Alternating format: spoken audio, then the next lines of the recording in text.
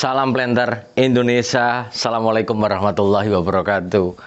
Di awal 2021, maka tantangan petani kelapa sawit akan memasuki era baru. Kali ini kita akan membahas berkaitan dengan 8 tantangan yang harus kita hadapi berkaitan dengan kelapa sawit di 2021.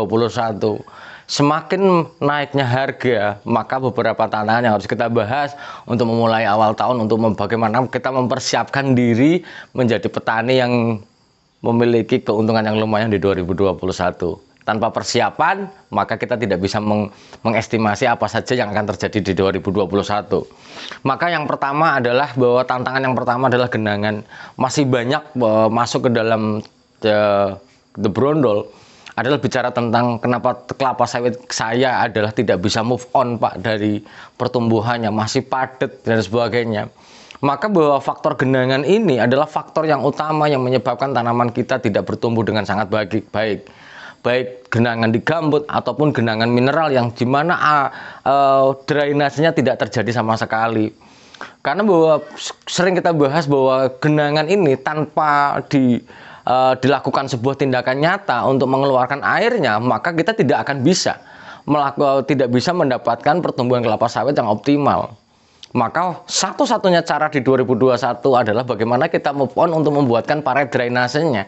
Tanpa drainase, kelapa sawit tidak akan mampu tumbuh dengan bagus ketika pada areal yang tergenang. Karena kelapa sawit butuh jumlah air yang banyak, namun tidak bisa tergenang. Itulah kelapa sawit. Maka di 2021 ayo kita bikin paret pengeluaran drainase supaya air yang masuk melalui hujan ataupun air ruap maka bisa kita keluarkan secepatnya dengan kondisi secepat-cepatnya supaya pertumbuhan kelapa sawit kita menjadi lebih bagus. Kemudian tantangan yang kedua adalah hama. Semakin banyaknya hama yang mematikan. Dalam hal ini adalah bahwa salah satu hama yang paling mematikan saat ini adalah tikus dan babi. Masih banyak para petani yang kewalahan menghadapi tikus, mungkin sudah ada bahan aktif dengan menggunakan merek Klerat, Racumin dan sebagainya. Namun bahwa hama yang mematikan ini salah satunya ditentukan oleh lahan kita. Tikus akan terpepet dalam kondisinya adalah ketika lahan kita bersih dan tidak lembab. Kemudian babi juga kondisi kita juga yang penting adalah bagaimana sanitasi lahan kita, baru kita mengendalikannya. Dan ada juga kumbang tanduk dan sebagainya ya harus kita persiapkan untuk apalagi tanaman-tanaman yang baru atau tanaman belum menghasilkan yang sangat-sangat rentan untuk hama yang mematikan. Termasuk di dalamnya adalah ulat pemakan daun kelapa sawit, yaitu ada ulat kantong, kemudian ada ulat api dan jenisnya macam-macam yang masing-masing punya spesifikasi kemampuan memakan daun yang berbeda-beda. Kemudian yang ketiga, tantangan yang ketiga adalah manusia. Ini memang sangat luar biasa. Karena bahwa dengan semakin naiknya harga kelapa sawit yang pada saat ini ada, angkanya sudah mencapai 2.000, maka tantangan terbesar nomor 3 adalah manusia itu sendiri. Karena bahwa semakin tinggi harga, maka akan semakin tinggi tingkat pencurian di ladang-ladang kita. Maka kita harus mengantisipasi bagaimana kondisi di lahan kita tidak mengalami pencurian buah. Memang agak susah ketika lahannya adalah jauh dari tempat tinggal kita ataupun dari dari kumpulan ladang-ladang orang yang lain itu. Kemudian yang keempat adalah modal. Di 2021 modal cukup besar ya tantangannya, apalagi dengan kondisi era pandemi seperti ini, maka bahwa di sisi lain modal mungkin saat ini yang mau berinvestasi kelapa sawit, maka kita harus menghitung modal kita. Modal yang tanggung akan menjadi penyebab bahwa kegagalan ataupun ketidaksempurnaan investasi kelapa sawit kita. Sering kita bahas adalah bicara tentang cost to mature ataupun biaya dari mulai dari pembukaan lahan sampai kita menjelang panen yang angkanya tidak sedikit lagi. Angkanya sekisaran sampai 50 sampai 70 juta sangat tergantung lahannya. Maka ini harus disediakan modal kita yang cukup besar itu.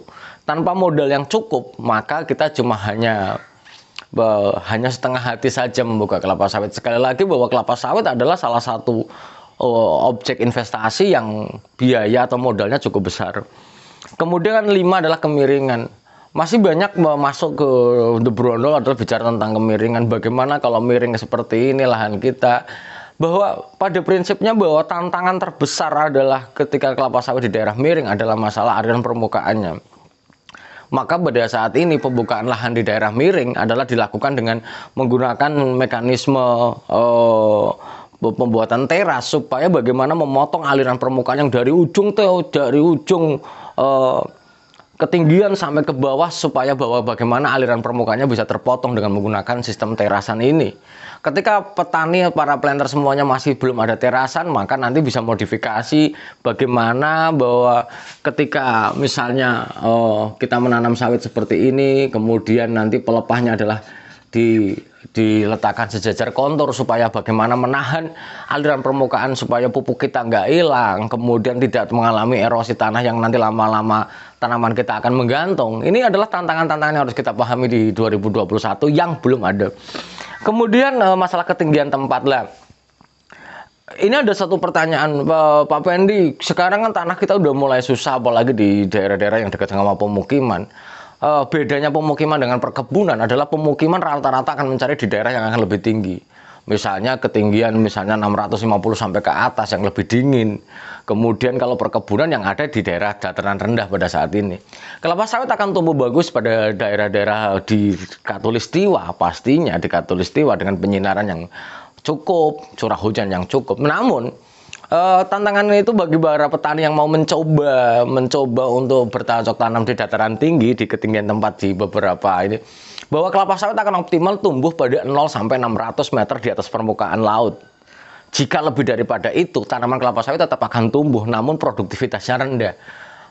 Tantangan di atas 600 meter di atas permukaan laut yang pertama adalah masalah suhu yang rendah itu. Bahwa kelapa sawit ada syarat suhunya, kelembaban yang tinggi yang menyebabkan jamur yang cukup kuat, kemudian curah hujan dan penyinaran yang kurang di dataran tinggi.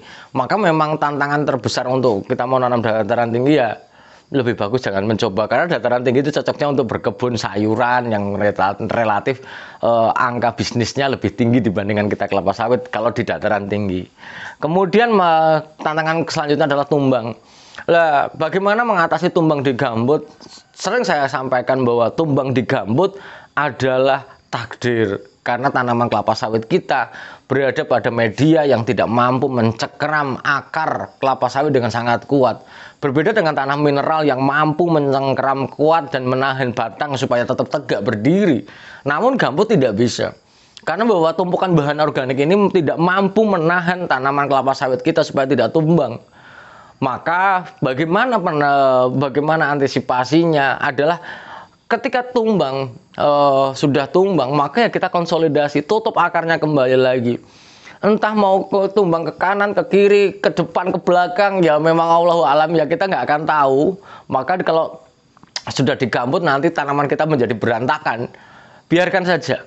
Yang penting adalah jangan sampai memotong inti dari tanaman kelapa sawit, yaitu adalah penyerapan air dan unsur hara itu sendiri. Ketika sudah mulai tumbang, akarnya terangkat, maka wajib ada penutupan dari akar itu secepatnya, supaya bagaimana kita bisa mendapatkan serapan unsur hara dan air bagi tanaman kelapa sawit yang optimal, yang jangan sampai mengurangi produksi kita di kelapa sawit kita. Kemudian yang ke-8 adalah tenaga kerja. Tantangan terbesar di 2021 adalah bahwa dengan era pandemi seperti ini, maka tenaga kerja kita relatif agak mahal, biaya kita cukup mahal di tenaga kerja. Semakin mahalnya tenaga kerja, semoga kelapa sawit kita akan semakin mahal. Lah, ini mungkin akan berdampak bagi para pengusaha-pengusaha petani di kelapa sawit di perusahaan, karena bahwa ketika seorang karyawan yang terikat dengan perusahaan menjadi karyawan tetap, maka setiap tahun harus mengalami kenaikan UMR. Lah, kemungkinan tidak signifikan antara misalnya kenaikan UMR yang setiap tahun naik, berbeda dengan masyarakat yang mungkin tidak ada keharusan menaikkan itu. Tapi kalau perusahaan naik karena ada undang-undang tenaga kerja yang mengaturnya. Jadi begitu, ini apakah signifikan kenaikan gaji karyawan itu dengan signifikan dengan CPO, kalau penjualan CPO-nya perusahaan. Nah ini menjadi tantangan besar di tenaga kerja di perkebunan kelapa sawit. Karena memang faktor labor ataupun tenaga kerja tentang sumber daya manusia ini menjadi faktor yang kuat yang menjadi tantangan terbesar perusahaan kelapa sawit di Indonesia. Karena semakin lama, satu orang untuk dibayar itu memang relatif lebih tinggi karena memang ada ada hubungan dengan negara yang bahwa bagaimana negara melalui dinas tenaga kerjaan menjamin adanya harus kenaikan UMR setiap tahunnya tergantung dari keputusan yang terjadi. Mungkin ini saja dulu yang ingin saya sampaikan. Semoga di tahun 2021 menjadikan kita menjadi petani kelapa sawit yang mampu menjawab semua tantangan-tantangan ini dengan persiapan-persiapan yang matang, sehingga kita menjadi tidak hanya menjadi petani kelapa sawit yang hanya mengandalkan intuisi saja atau hanya mengandalkan udah sikat aja. Jangan, lebih bagus kita prepare tentang tantangan-tantangan ini. Jangan sampai bahwa kita menanam hanya berpikir yang penting tertanam kelar masalahnya. Salah, itu hal yang kurang benar menurut saya. Karena misalnya nih, kita mau punya 20 juta, duit 20 juta adalah bagaimana saya membuka kelapa sawit atau usaha yang lain. Kalau 20 juta, misalnya kita mau buka lahan yang lain, beli ladang lahannya dulu. Sambil dibuka, sambil berjalan, mungkin so far fine aja.